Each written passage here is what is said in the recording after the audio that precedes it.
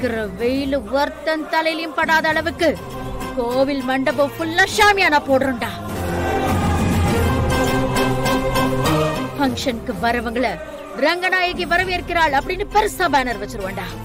நல்லா cut out போஸ்டர்னு ஒண்ணு விடாம வைக்கிறோம்டா.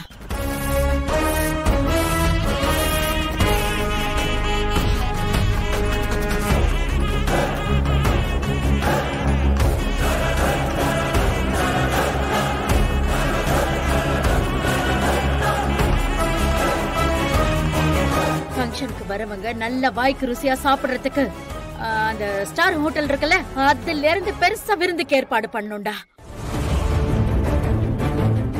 விழாக்கு வரவங்கள நல்ல சிரிச்ச முகத்தோட வரவேற்க வாசல்ல நல்ல அழகா ஒரு 5-6 பொண்ணுங்களை நிறுத்தி வைக்கிறோம்டா.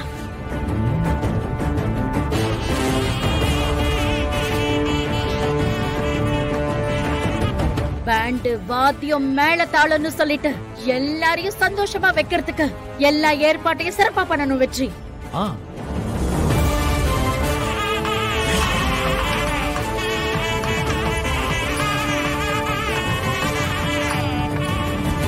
விழாவுக்கு வர மக்கள் அப்படியே பார்த்து அசந்து போயிடணும். அந்த மீனாட்சி என்கிட்ட அவமானப்பட்டு போயிடணும். ஃபங்க்ஷனுக்கு வர்ற ஒவ்வொருத்தரும் அவங்க சாப்பிடுற சாப்பாட்டுக்கு நன்றி கடனா எல்லா ஓட்டையும் எனக்கே போடணும். அந்த அளவுக்கு நாம ஃபங்க்ஷன் பெருசா நடத்தணும்டா. நடத்திடலாமா?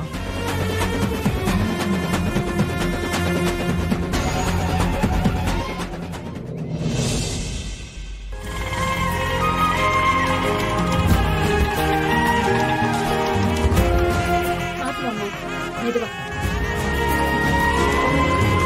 வா.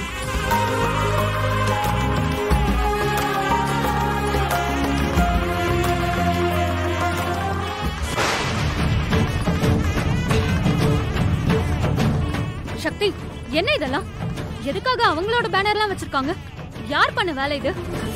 எனக்கு தெரியாது. இங்க வந்து பார்த்ததுக்கு அப்புறம் தான் எனக்கே தெரியுது. இதெல்லாம் கண்டுக்காம நம்ம உள்ள போலாம் வாங்க. இங்க பாரு சக்தி, நான் உள்ள வர மாட்டேன். இதெல்லாம் இப்பவே காலி பண்ணிட்டு போ சொல்லு. இல்லனா நானும் என் குழந்தையும் உள்ள வர மாட்டோம். சரண்யா, என்ன பேசிட்டு இருக்க நீ? குழந்தைக்கு பேர் வைக்கிற ஃபங்க்ஷனுக்கு வந்துட்டு உள்ள வர மாட்டேன்னு சொல்ற? பேசாம உள்ள வா. இல்ல, நீ என் குழந்தையோட பேர் வைக்கிற ஃபங்க்ஷனுக்கு இவங்க யாருமே வரக்கூடாதுன்னு நான் சொல்லியிருந்தேன்ல. ஆனா இப்ப அந்த கோவத்தை காட்டினா அது நமக்கு எதிராதான் திரும்பும். அது எப்படி நமக்கு எதிரா திரும்பும்? என் புள்ளைக்கு பேர் வைக்கிற ஃபங்க்ஷனுக்கு யார் யார் வரணும்னு நான் சொல்லக்கூடாதா? நேத்து வரைக்கும் இந்த ஃபங்க்ஷன் நம்ம வீட்டு ஃபங்க்ஷனா இருந்துச்சு. அதுல நீங்களும் நாங்களும் எடுக்கிற முடிவுதான் இறுதியான முடிவா இருந்துச்சு. ஆனா எப்போ உங்க அம்மா அவங்களுடைய படத்தை போட்டு கட் அவுட் வச்சிருக்காங்களோ அப்பவே இந்த ஃபங்க்ஷன் அரசியல் ஃபங்க்ஷன் ஆயிடுச்சு. இனிமே இத நம்ம அரசியலா தான் பார்க்கணும். அரசியலா பார்க்கணுமா? நீ என்ன சொல்ற சக்தி? நேத்து பிரச்சாரத்துல நடந்த பிரச்சனை ரங்கநாயகி அத்தைக்கு எதிரா இருந்துச்சு. அத்தையோட கோவத்தை பார்த்துட்டு ஊர் மக்கள் எல்லாரும் நமக்கு சாதகமா மாறிட்டாங்கம்மா. அதை எப்படியாச்சும் உடைச்சு மக்களுடைய ஓட்ட அவங்க வாங்கணும்னு நினைச்சுதான் அத்தை இந்த ஏற்பாட்டு எல்லாத்தையும் பண்ணிருக்காங்க. அரசியல்னா இவ்ளோ பிளான் எல்லாம் போடணுமா சக்தி? இதுக்கு மேலேயும் போடுவாங்கம்மா. அதெல்லாம் போக போக தான் தெரியும். அண்ணே, உங்க பையனுக்கு தடப்படலாம் ஃபங்க்ஷன் நடக்கட்டும். அத நாம ஏன் தடுக்கணும்? நாளைக்கு உங்க பையன் வளர்ந்ததுக்கு அப்புறமா என்னுடைய பேர் வைக்கிற ஃபங்க்ஷன் எப்படி நடந்துச்சுமான்னு கேட்டா அவனுக்கு காட்டுறதுக்கு சில வீடியோஸ் எல்லாம் இருக்கணும்ல. அதுக்காகவாச்சும் இதெல்லாம் இருக்கட்டும். கண்டுக்காதீங்க, வாங்க போல. என்ன சக்தி நீ? வாமா. சரி பார்க்கலாம்.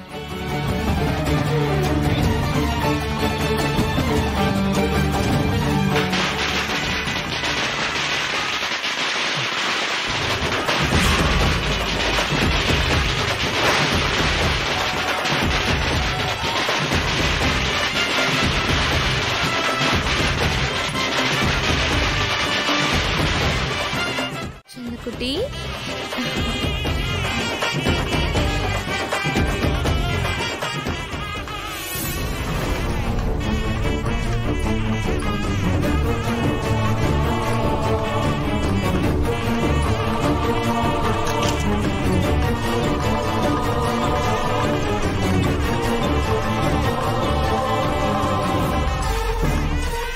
எல்லாம் வைங்க.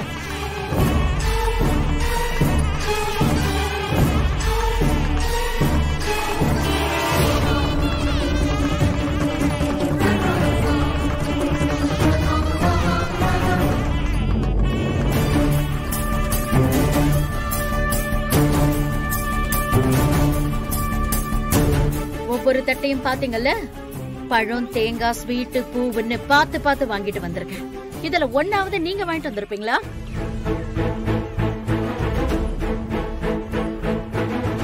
என் பேரன் ஒண்ணு இல்லாத வீட்டு பையன் இல்ல, அவன் கோடீஸ்வரி இந்த ரங்கநாயகியோட பேரன். அவனுக்கு செய்ய வேண்டிய செய்முறையெல்லாம் நான் சிறப்பா செய்வேன். மத்தவங்கள மாதிரி வெறும் கையை வீசிட்டோன்னு வரமாட்டேன். உங்க அளவுக்கு நாங்க எதுவுமே தடப்படலாம் செய்யல, கையில எதுவுமே கொண்டு வரலதான். ஆனா உங்க பேரனுக்கு கொடுக்கறதுக்காக எங்க மனசு போறா நல்ல எண்ணத்தை சுமந்துட்டு வந்திருக்கோம். மனப்பூர்வமான ஆசீர்வாதங்களை சுமந்துட்டு வந்திருக்கோம். அந்த அன்பும் ஆசீர்வாதமும் நீங்க சுமந்துட்டு வந்திருக்கிற இத்தனை தட்டுங்கள்ல இல்லவே இல்லையே.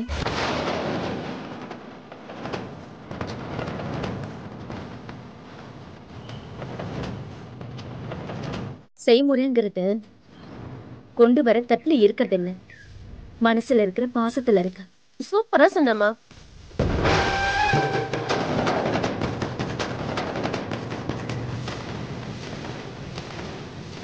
பூஜா, அத்தை, வா ஐயரை போய் பார்த்துட்டு வந்துடலாம். சரிங்க சார்.